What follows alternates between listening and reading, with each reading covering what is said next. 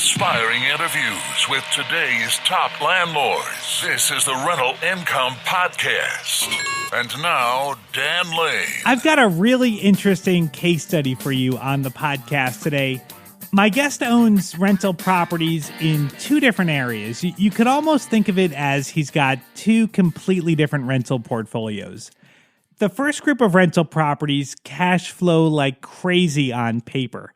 I mean, he should be making a fortune with these properties, but in reality, he's not. He's owned these properties for 15 years, and they're basically at a break even. He'll have some months where he makes money, but then other months where he ends up giving the money right back. His other group of rental properties cash flow decently on paper. I mean, he should be doing okay. But in reality, these group of rental properties have made him a millionaire.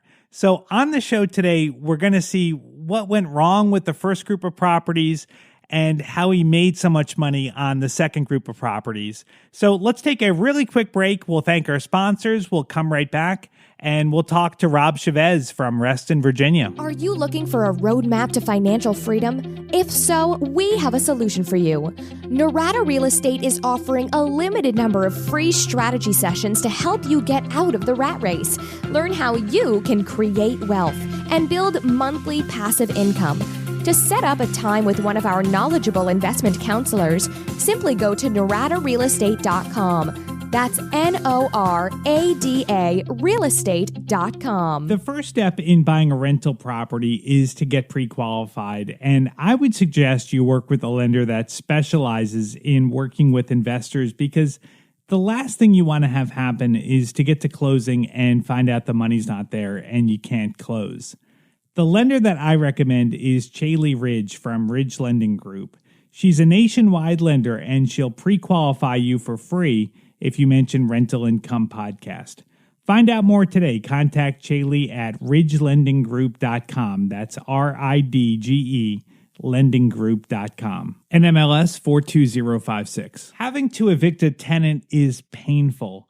The best way to protect yourself from evictions is to screen tenants, and the best way that I know of to screen tenants is TransUnion SmartMove.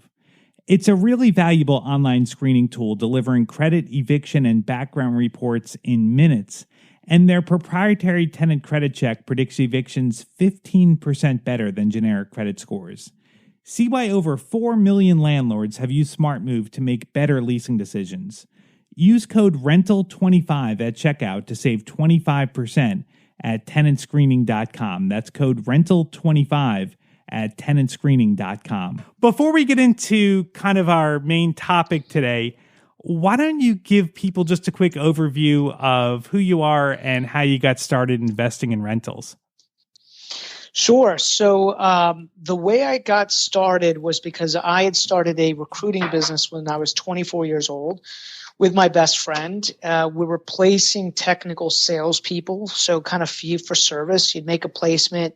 You'd make somewhere between $5,000 to $10,000, and that was great. I was like, hey, I can make money at this. But what happens is you soon learn rather quickly, right, that it becomes a grind, and that every month you start at zero, right? So every month it's like Groundhog Day. I've got to do it all over again.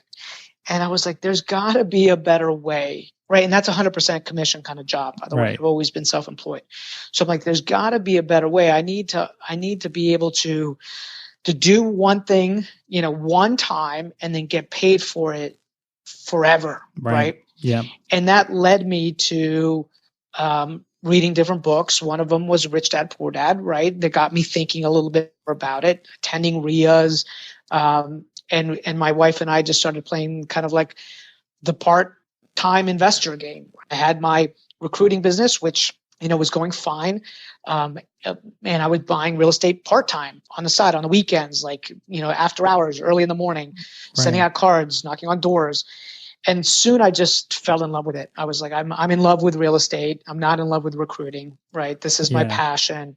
I love buying properties and collecting properties. And I got comfortable in that whole process. And that really started the journey. Now, one thing that I love about your strategy is that you're invested in two different areas. Can you kind of talk to me like how that came about and kind of what your strategy is there? Sure. So I first started in, the Northern Virginia market, which is really kind of an affluent market. We live in one of the wealthiest counties in the United States, right? Fairfax, Loudoun County. Right. And when the market in the years 2000, 2001, 2002, 2003, 2004, the numbers still made sense here locally, right? They were running up, but you could still buy a property, put 20% down. If you were buying them in kind of like a B type of neighborhood, right? You could buy it, you could put a little bit of money in it, you could put a tenant into it, and you could make the numbers work. Especially as interest rates were dropping, you could then refinance and just get a better yield, right? But in 2005, at the peak, as the peak started approaching, I looked around, I said, these numbers just don't make sense. So I have to start researching other markets. I looked at Baltimore, which is, 45 minutes up the road from us, an hour up the road from us, which is this big, city that has a lot of product in it. And honestly, I was a little overwhelmed. I felt like it was more than I could handle. You need a guide when you go into Baltimore, right? And, property on one side of the street is worth X and on the other side of the street is worth Y. So you better understand that, have a guide. Yeah. But 2 hours up the road, there was a town that was what I would call, was one of the, it was the second largest city at the time in Maryland. It was heavy on, it had a big tire plant in it, something like think of like maybe like a Detroit type of area, right?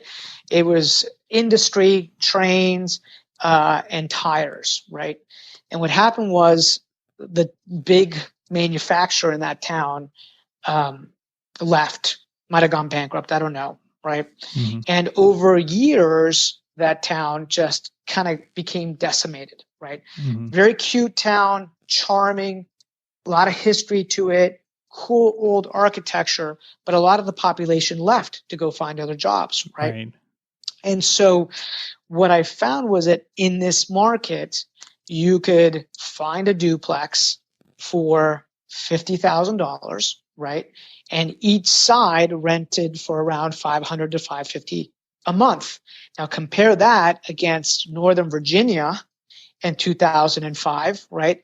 You'd buy a townhouse for $300,000 and maybe you would get $1,500 a month, right? And so, I looked at the numbers in Cumberland and said, okay, I can buy this duplex for 50, right? You can get some as low as like 30 and then put some money into it. And I could put tenants and each side will pay me $550. So on paper, awesome plan. Sure. Right. Yep. Landlords in that market, I realized that many of them didn't like their properties. I couldn't understand why. Right. I just thought, well, maybe they weren't great managers. They weren't using technology. They didn't have great contracts. I thought that they just weren't all that efficient as operators. And I said, I'm a good operator. I'm going to be able to, make this work. And the truth is, it was really hard, right? We've made it work, but it's been difficult because while, it looks like the 2% rule, right? You buy for 50 and I'm getting $1,000 a month. These buildings are older buildings that require a lot of maintenance. There's a high turnover rate in these areas because there's not a lot of jobs. But fast forward, it's been now, how many years? 15 years. But I found that, I have some assets to do well there. And then I have other assets that just haven't performed. Right. Where it's just properties that are just constantly turning over. Things are constantly breaking. No matter what you do, it's just always a struggle. Yeah, I mean, you have to think some of these buildings were built in like 1910, right? Yeah. So I'll just give you an example. I own one on this one particular street. The street is not a particular great street, right? Architecturally, the building looks awesome. It's big, it's expansive, it's all brick. In its heyday, it was gorgeous, right? But plaster walls. Behind that, there's horsehair, right? Like, so Yeah. the insulation is really bad. That area is in the mountains, so it's cold, right? Mm-hmm. The heat isn't distributed evenly within houses like this. So you could insulate, you could do things to make it better, but they're big properties. You have to think proportionally. I'm putting a lot of money into something that's not appreciating all that much in value, right? Right. And the tenant pool seems to turn, especially around the winter time or as winter is approaching. Why? Because the cost to keep the property heated for the tenant becomes exorbitant, right? So there's ways to fix that, right? I got to insulate the inside, insulate the property better, outside, put outside siding onto the home, replace windows. But now what you're doing is you're pouring money into an asset that was worth, I always wondered for the longest time, why do people just shut buildings down? You ever wondered that? Like when you see boarded up properties or, like why do people just kind of walk away? Why do they walk away? Why would they just shut that building down? Well, now I understand, right? Because it's less expensive to just shut the building down if you're not careful than continuously putting money into the property, right? So, for instance, if I've got to put a roof on this triplex that I have, that roof might cost me, because it's big. It's a big triplex, right? Mm-hmm. Each side might cost, let's say, $8,000. Let's say I got a deal on it and it was like $5,000 each side, right? That's $15,000 just for that new roof. Well, that property is probably not worth any more than $75,000. Right. So think of the percentage per total value of that house, right, for that roof. And now say, okay, now it needs new siding, it needs new windows. You're like, okay, I'm literally just putting in what this property is actually worth. And it hasn't increased in value in the last 10 years, right? Okay, so your value is flat, so that these properties haven't appreciated. Like they're basically worth what you paid for them? That's right. Okay. Yep. And when you look back, like say over, like at the end of the year, when you look back, like I'm sure you have months where everything's going great. You've got tenants that are paying. You don't have repairs, but then maybe you get hit with a big repair or an expensive turnover. Like, so when you look back over over a year, are the properties profitable or are they really kind of at a break even? Yeah. Each one is a little bit different, right? Mm-hmm. 7 unit, my 7 unit is at a break even, right? Mm-hmm. My duplex is slightly profitable, right? And my triplex, the one I just described, is always a loss, right? Yep. And I'm like, okay, at some point, that's that Band-Aid that I have to pull off, right? Do I pull it off slowly? Do I pull it off quickly? It's just, Because I know, like me personally, I would be thinking, well, it's going to get better. This is just a rough time I'm getting through, but I know it's going to turn around. So do you kind of fall into that you think it's just about to turn around? Sure. And I've been saying that for the last 12 years. Yeah. Wow. And then, I'm lucky enough to be a high enough income earner that I can absorb that and say, oh, well, and then you start saying all sorts of really stupid things to yourself, like, oh, well, I'm just, riding off against my earning. Right. You start saying things like that. I was like, no, we're in this business to make a profit. Money, You're not, you're justifying the loss. And so, all right. So how do you think somebody could avoid that? Because somebody might be looking in either the town where your rentals are in, or maybe even a different part of the country, and they're looking at a deal and they're thinking, okay, well, this meets the 2% rule. This property looks good. Like, how can you know if it's going to actually be profitable or not? I would call 3 or 4 of the management companies locally and let them know that I'm an active investor in another area and that I'm looking to start buying in their area, and that I wanted to get their advice on what areas, what streets that they like managing property on, that they felt tenants wanted to be in. Right. that they felt were easy to manage, that they felt that the owners were getting a good return on, right? Right. The management companies know these things, right? Yep. They don't know how to articulate it all that well. You have to be able to ask questions, right? But they're going to share this information because they're going to want to hope that maybe you'll buy property and then use them as a management company, right? And so they'll give up the goods. I would call management companies and I would ask. Let's shift to talking about the other part of your portfolio. These other rentals have gone a lot smoother. Can you tell me about your other portfolio? Sure. So there are what I would call in our market kind of like working class B neighborhoods, right? They're great bread and butter little town homes or single family homes that almost operate as like affordable housing, even though in our area we have an affordable housing crisis. We really do, right? Yeah. But they are more affordable than some of the other surrounding areas, right? And what we found was during the last downturn and as the market started running up, there was a lot of opportunity in those particular neighborhoods, right? And we identified some of those neighborhoods and we started buying in them. Mm-hmm. And, the opposite happened, right? We were buying in an area where there was a lot of growth occur. Well, there was a crisis that happened, okay? But in general, this area has always sustained a lot of growth, has always had a lot of building permits come back.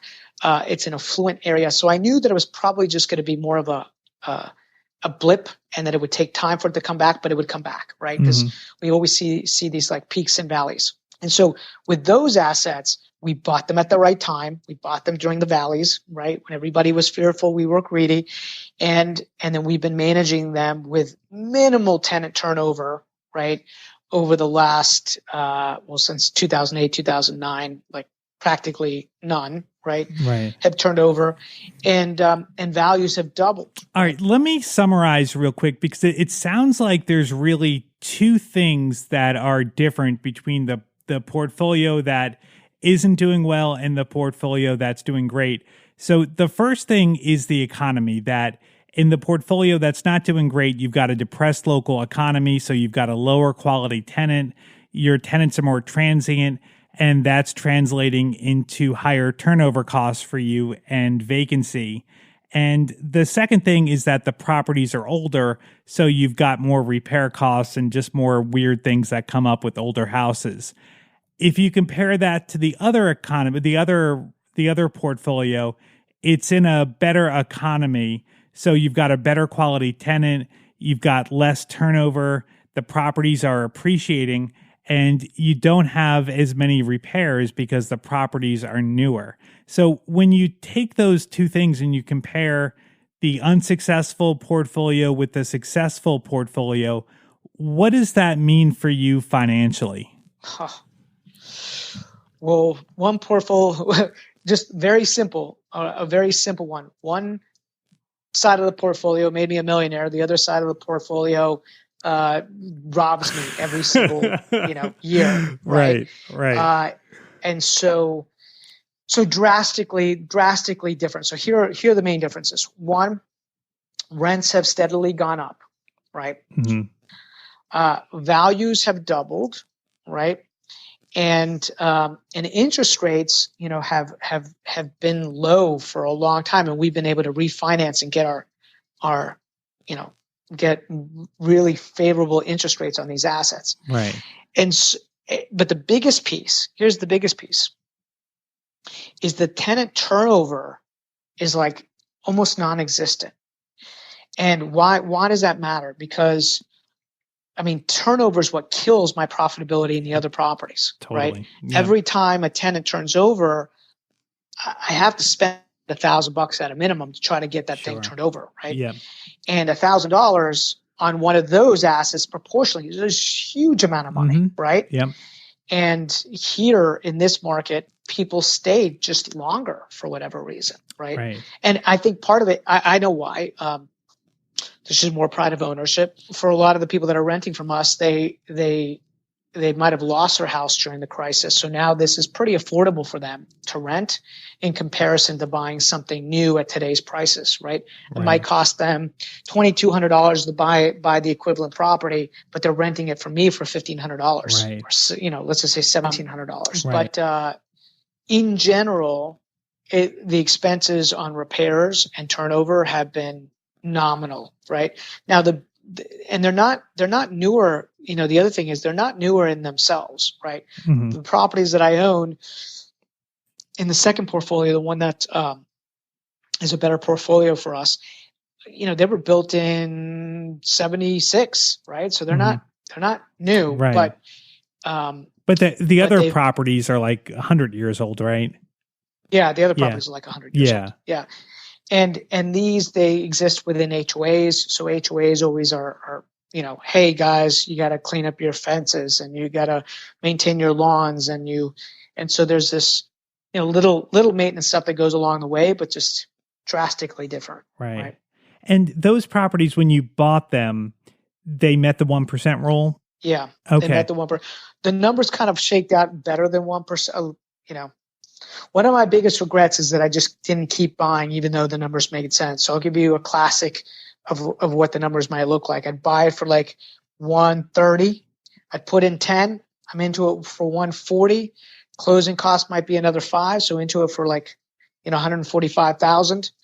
And then we're renting it for $1,500 a month. Okay. Right. So, 1% rule. Yeah.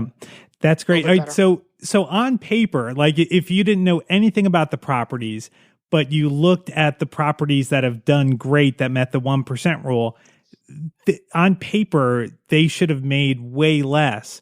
But in reality, they made you way more and also made you a millionaire. That's right. Right? Yeah. That's incredible. They made way more. Yeah. You have to look under the hood and start asking additional questions. Right. Mm-hmm. But yeah, you're absolutely right. The other ones I felt like, they'll be paid off quickly. They'll make us great cash flow. They'll appreciate in value. Yeah. It just hasn't worked out that way. So all cash flow, I guess. So the main point that I think everyone should walk away with here is that you got to look at more than just cash flow, right? Like that's the cash flow. It's not all equal. So I would look at a couple things. I would look at, is the town growing or shrinking? Number one, right? I think that's important. Yeah. Right. Are more people coming in and staying than are leaving? I think you would think that that's a given that people would ask that question, but I didn't ask that question. Right. Right. So that's important. 2, what's the perception of the street or the little neighborhood that you're buying in to the locals? Not what's your perception, but what's the perception of the local, of the, the locals that are there. Get that from like a property management company, all the rest. Right. Right. Yeah. And 3, pay attention to, the age of those properties. It does matter, right? When it comes to insulation, whether they're separately metered or not separately metered, right? What I found, what's really interesting, for example, like I own a little single family house in my self-directed IRA in that town in Cumberland, right? And it gives me a 16% cash on cash return. I love it, right? Yeah. So why did that one work? It was a single family house. It was small and self-contained. So it's not like a big single family house. It's almost like a townhouse. Picture a 2-level townhouse with an unfinished basement, right? Probably like 1,000 square feet, right? So it's not a big house, right? Right. But it's cozy. It's cute. It's got a nice little yard to it, right? And these people have rented it now from me for the last 4 years. It's like just steady in my self-directed IRA. And, I bought it for $24,000 from the bank as a foreclosure. I put maybe a couple $1,000s into it and I get $450 a month in rent, like clockwork. Right. And every now and then I have a little maintenance thing that has to happen. But for the most part, let's just say on average, I'm collecting $400 a month. So, I don't want to tell people, oh, just don't buy in those markets. Like, you can buy there. You just got to find out what asset class Yep. is in demand and is easy to manage, and why, you need to understand why it's working. So, Rob, tell us what you have going on today. You've got a really successful real estate team, and you also run a really good investor network in the Northern Virginia area. Tell us a bit about what you're doing and how people can find out more about it. Sure. So on the agent side of the business, think of that. We talked a little bit about our active income job type of business, right? I look at that as my 30, 60, 90-day cash flow machine. And we sell a little over 300 houses a year at the hyper-local level to help people just buy and sell homes, right? Mm-hmm. So that's been our cash machine. We take that money and we buy investments. So that's been my model, right? Yeah. But one of the biggest blessings in my life was as I was building out that team, I knew that I needed to meet more people. And because I'd played the investment game before, I said, well, why don't I host an investment meeting where we can mastermind, talk about investments. I'll write out a little curriculum that starts in January and goes all the way to December that kind of gives people what the full life cycle of a real estate investor's life would look like. And then we'll just talk about it, right? Like, I'll teach what I know. I don't claim to know everything, but I'll teach what I know, and we'll make it a mastermind. There's nobody selling anything in the back of the room, any of that stuff. So the blessing of it was this, Dan. As I grew my group, that group rewarded us with referrals, with deals, with team members, and it really got me understanding this whole law of being a go-giver. If you've never read the book, The Go-Giver, it's a great book for your audience to listen to. And I just learned that the more I poured into other people's lives, the more they just kind of poured back into our lives. It's helped feed our investment business, right?